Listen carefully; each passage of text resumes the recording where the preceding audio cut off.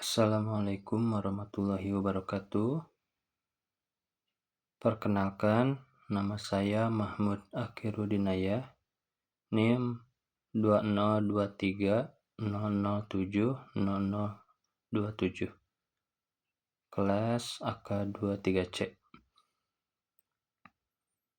Sebelumnya, saya meminta maaf yang sebesar-besarnya dikarenakan saya tidak bisa mengikuti rangkaian acara pra-PHK dan puncak PHK yang pertama,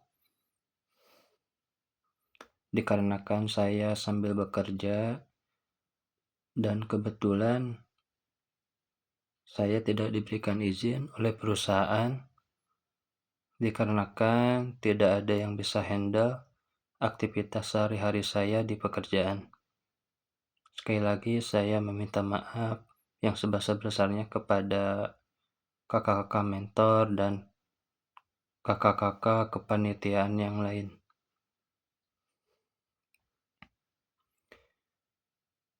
Izinkan saya untuk mengulas atau mereview materi-materi yang sudah dipaparkan pada acara pra-PHK dan puncak PHK yang pertama 2024. Untuk materi yang pertama disampaikan oleh Bapak Rusdi selaku Ketua Himpunan Prodi yang berjudul Pengembangan Karakter dalam Organisasi. Pelatihan cara berpikir dimulai dari organisasi. Dalam organisasi, kita dapat mengasah skill seperti komunikasi. Mahasiswa harus intelektif yang ada pada semester 6. Mahasiswa harus memiliki karakter yang bisa didapat di mana saja, berpengaruh pada lingkungan dan dengan siapa berkomunikasi. Manfaatkan waktu selama kuliah dengan aktif berorganisasi, selalu menganalisis apapun yang dibahas pada setiap pembahasan dengan siapapun. Masalah saat ini adalah degradasi mahasiswa. Karakter mahasiswa dibentuk dari keseharian kita, kebiasaan kita, dan pola pikir kita. PR dari himpunan ini adalah bagaimana bisa menjadi jiwa yang dapat membentuk mahasiswa yang memiliki sisi diskusi yang tinggi.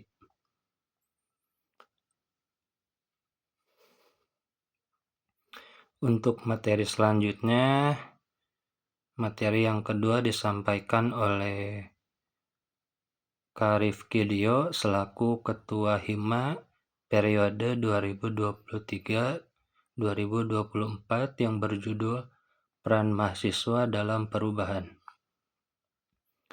Mahasiswa adalah pelajar dengan level tinggi atau paripurna.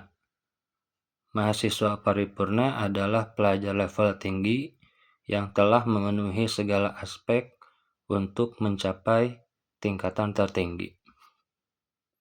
Mahasiswa adalah agen. Agen adalah seseorang yang melakukan perubahan dari satu hal untuk merubah hal sebelumnya. Seorang mahasiswa memiliki agent of change adalah karena memang sudah seharusnya menjadi inti perubahan yang akan menjadi pewaris selanjutnya. Kunci awal perubahan adalah inovasi. Seorang mahasiswa harus memiliki pemikiran kritis dalam menghadapi keresahan.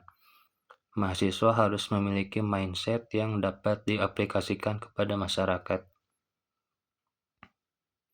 Tanggung jawab mahasiswa salah satunya yaitu social control, agent of change, iron stock, dan moral force.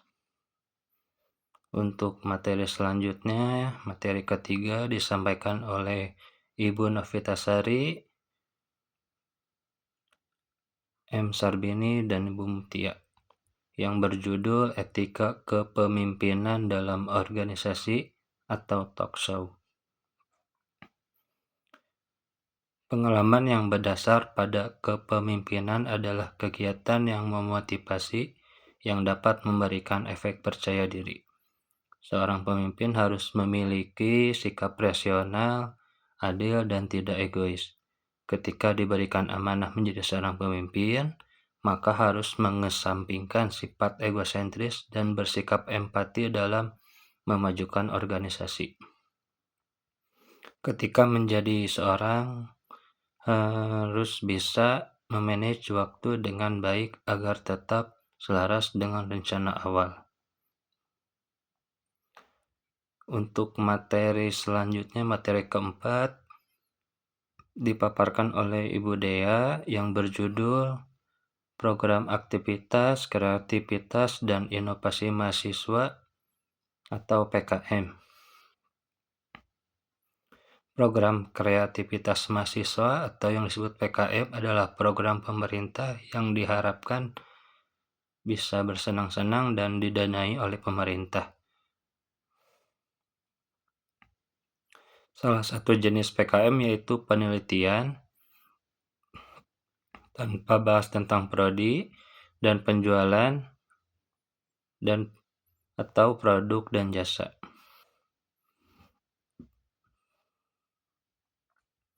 Hal penting PKM ini adalah teknologi high order thinking skill adalah menyelesaikan di saat masa mencekam. Di saat inilah critical thinking harus benar-benar diasah. Materi yang barusan adalah materi yang dipaparkan pada rangkaian acara pre-PHK. Dan untuk materi selanjutnya itu disampaikan pada acara PHK Puncak yang pertama. Untuk pemateri yang pertama itu disampaikan oleh Ibu Heliani selaku Kepala Prodi Akuntansi yang berjudul Pengenalan Sistem Prodi Akuntansi. Prodi Akuntansi berdiri pada saat Universitas Nusa Putra berdiri. Pada tanggal 2 Februari 2018 adalah tanggal berdiri Prodi Akuntansi. Untuk struktur Prodi Akuntansi, untuk kepala prodinya Ibu Heliani dan wakilnya Ibu Dila. Dan untuk struktur ke bawahnya ada Pak Rusdi, Ibu Mutia, dan Budaya. Dan untuk dosen akuntansinya ada Ibu Elin, Pak Andi, Pak Irwan, Pak Nanan, Pak Taufik, dan Bu Dania.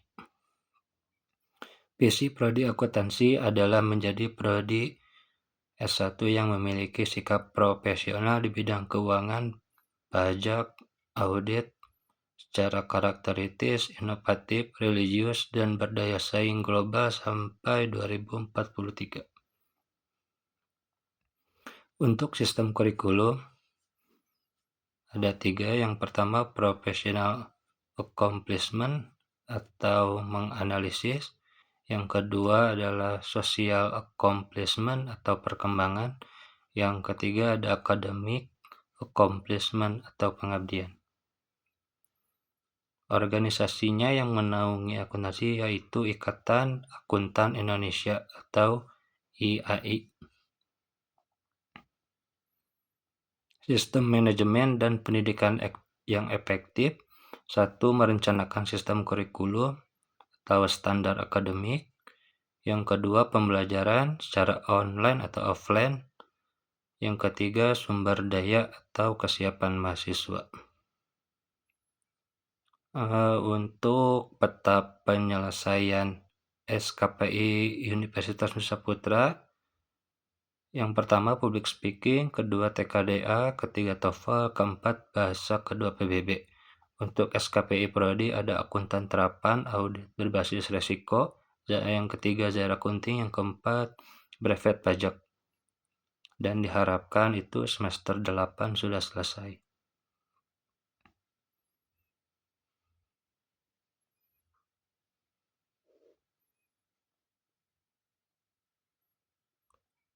Untuk pemateri selanjutnya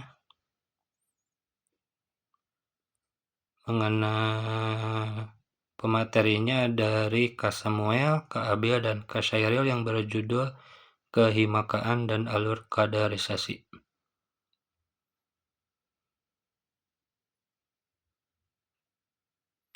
Untuk struktur Himaka 2024 dan 2025 yaitu untuk ketuanya Kak Samuel dan wakil ketuanya Kak Abil, untuk bendaharaannya Kak Laras, dan untuk sekretarisnya Tegina.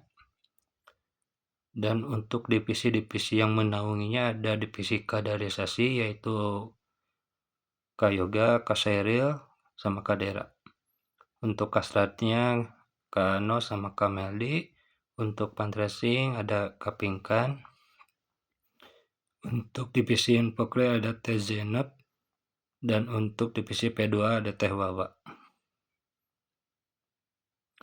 Untuk alur kaderisasi yang sudah dipaparkan oleh Bang Syairil, untuk tahapan yang pertamanya itu yang kita sedang menjalani, itu yang pertama PHK. PHK itu merupakan gerbang awal dan syarat wajib. Yang keduanya LKMA, pembekalan aktif organisasi. Yang ketiga makrab atau pengakraban anak himaka. Yang terakhir itu adalah PKM atau pembuktian implementasi. Untuk tujuannya yaitu yang pertama menumbuhkan rasa kepedulian, melakukan pembekalan upaya agar siap berorganisasi. Yang selanjutnya itu menumbuhkan jiwa kepemimpinan yang menjadi untuk pemimpin efektif. Yang selanjutnya itu memberikan wawasan untuk peduli terhadap organisasi dan masyarakat. Lalu apa sih manfaat untuk mengikuti organisasi ini? Salah satunya yang pertama itu meningkatkan berani beraspirasi. Yang selanjutnya tumbuh rasa peduli. Yang selanjutnya tingkat kredibilitas. Mungkin sekian ulasan atau review materi yang bisa saya paparkan. Mohon maaf apabila saya ada salah berkata. Wabillahi taufiq wal hidayah, waridho wal inayah, wabarakatuh. Assalamualaikum warahmatullahi wabarakatuh.